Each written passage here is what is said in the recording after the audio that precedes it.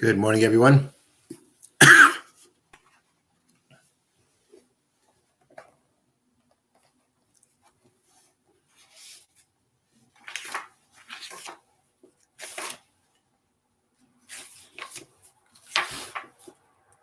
Okay, we are up to Parakeh, Mishna Aleph, Chapter 5, Mishna 1. Now, we have previously learned that tevel, that means grain, produce that has not had Trumas and Meiser separated from it, one is not permitted to plant those seeds. Let's say you have wheat that hasn't had Trumas and Meiser, so you can't take the wheat kernels and plant them. And now the Mishnah is going to teach us something regarding that law. One who uproots young plants from his own, from his own property into another part of his property. For instance, he had these plants that were crowded close together. So the farmer uprooted them in order to plant them in a less crowded area where they'll have room to grow. That's what he did. So the Mishnah says that when you do that, you could putter, you're exempt. That means you can replant them without separating Trumas and Meisris. Why is that? And the answer is because we're talking about shesalim. Shesalim means young plants, not fully grown. If they're not fully grown, they're not processed. If they're not processed, they're not, as we've discussed previously, kavula meiser, set for meiser separation, which is what will allow you to snack from them. Here, the point is that the prohibition of planting tevel does not apply until the plants come to the status of being kavula meiser, being set to the meiser obligation. These young plants are not set to that point, and therefore, this is not where the prohibition of grain produce that's not had Trumas and Meiser separated from it, that it can't be replanted. And therefore, in this case, we say Potter means you're exempt. You do not have to separate Trumas and Meisris before you replant them. Now, the next halacha is going to relate to this, just that it's not talking about unprocessed, not necessarily only talking about shesalim, the young plants. Let's say what's growing you bought when it was still connected to the ground. Potter, you're exempt. That means like this. That means that when you buy, we have learned previously that even if, let's say, you have, at least according to one opinion, which this Mishnah is following, the opinion of Reb Meir, that let's say you have unprocessed someone. Selling something is going to set the Meiser obligation. That we learned previously. And according to Reb Meir, which is what our Mishnah is following, and I'll point it out soon why, according to Reb Meir, if you sell unprocessed produce, that also sets it to the Meiser obligation so that you can't snack from it. That only applies if you buy it when it's detached from the ground. If it's still attached to the ground, it's at that kind of stage that it's still attached to the ground, then selling it is not going. Then a purchase is not going to set it to the Meiser Trumas and Meiser's obligation, and that's because we're talking about that it's connected to the ground. Now, if it's connected to the ground, that means that it's not processed, which means that if the reason why the purchase doesn't set it to the Meiser obligation is because it's still connected to the ground, that would imply that if it was not connected to the ground, even though it was unprocessed, the purchase would have worked, would have set it to the Meiser obligation. It's only not doing that here because it's connected to the ground. That means that we're following that opinion, that a purchase would not set the Meiser obligation to grain or to produce, even if it was unprocessed, it would do that. Even when it's unprocessed, it would do that. The only reason it's not doing it here is because it's connected to the ground.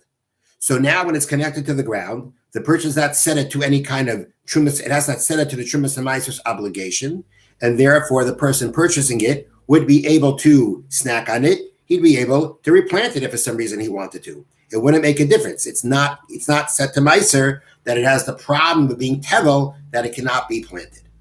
Next case. We're going back to the situation where you've got these young plants, and he collected them, he picked them to send to his friend in order to, he's going to replant them. You're not uprooting it to replant it. You're giving it as a gift to someone else. He's going to replant it. Here too, the Mishnah says Potter. That person is exempt from separating Trumas and Meiseris before he replants it. Why is that? Because number one, they're not processed, they're not even fully grown. Number two, he acquired it he got it as a gift. Since he got it as a gift, gifts, this kind of a gift is not going to set a Meiser obligation. There are other gifts that do set a Meiser obligation, but this kind of case where you're giving him these unprocessed plants as a gift would not set the Meiser obligation, and therefore he's going to be able to replant them. Now, if you would have picked them and sold it to him, the implication is you say you picked it to send to your friend. That means as a gift.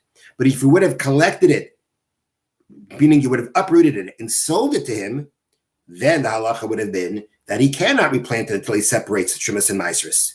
Because a purchase, even though it's unprocessed, our Mishnah holds, will set the Meiser obligation. So if you give it to him as a gift, he does not have to separate Meiser obligation, and he will not be able to replant it without separating Trumas and Maasros. The Mishnah continues. Rabbi Elazar ben Azariah Oyemer. Rabbi Elazar ben Azariah says, if there are similar ones being sold in the marketplace, then these are also liable. Going back to the case before, where you uprooted these young plants. They're young plants, they're not fully grown, for sure not processed. Rabbi Elazar ben Azariah says, if for some reason in the marketplace they are selling this kind of produce that's only grown this amount, but the situation is that they are selling these kinds of produce in the marketplace, then the halach is different. That's because if you take these unprocessed plants and you actually bring it to the marketplace to sell, that alone, that itself will set the Meiser obligation to it. Being in the marketplace is legally, it's considered in halacha as if it is processed, and therefore they will have to have Trumas and Maasros separated from them. If you want a snack, the person who's going to be buying them, at the end of the day, you have to separate Trumas and Maasros from them, because being in the marketplace sets their Meiser obligation. Therefore, Elazar ben Azariah said, even if, let's say, you have these plants in your backyard, you did not send them to the marketplace, and therefore they are unprocessed and should be considered not set for the Trumas and Maasros obligation. But Elazar ben Azariah says you have to treat it as if it is. You have to treat it as if it has been processed and it has been set to the Truma and Meiser obligation. Why? Because we're afraid that being that we do have the ones in the marketplace that for sure are set to the Truma and Meiser obligation, and they could not be replanted or to be snapped from without separating Trumas and Maasros from, in order not to confuse those in the marketplace with those that are not in the marketplace, because if we treat the ones in the marketplace differently, and we say they're not set to Meiser, Trumas and Meiser obligation, people might say the ones in the marketplace also aren't.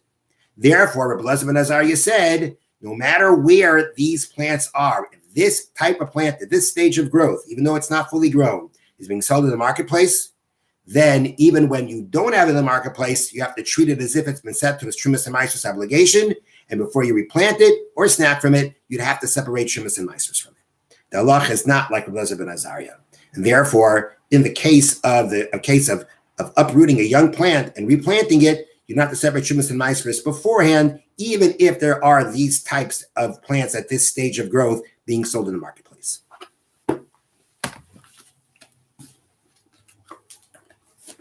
Okay, now the Chavetz Chaim gets into the arur and the curses. The Torah talks about that when the Jewish people were about to enter the land of Israel on Har Evel, Mount Evel, half of them stood on Mount Gerizim, and there were certain curses and blessings that were uttered. Clearly, if a person does something to be cursed for, that could bring lots of calamity, lots of punishment, serious punishment to the person. So now the Chavetz Chaim goes through the urus. What are the urus? What are the curses that can be brought upon the person can bring upon themselves when speaking Lashon Harah? So the Mishna, the Chavetz Chaim says, besides for all the prohibitions and positive commandments mentioned before, he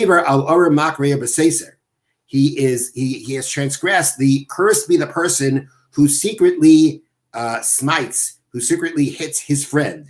Shukar Lashon Harah. That's going on Lashon Harah. How do you secretly hurt someone? By speaking behind his back Lashon Harah. Okay, so therefore, the person who speaks Lashon Harah would be included in this curse. You also transgress the curse to be the person who causes a blind person to stumble or to get lost on the way.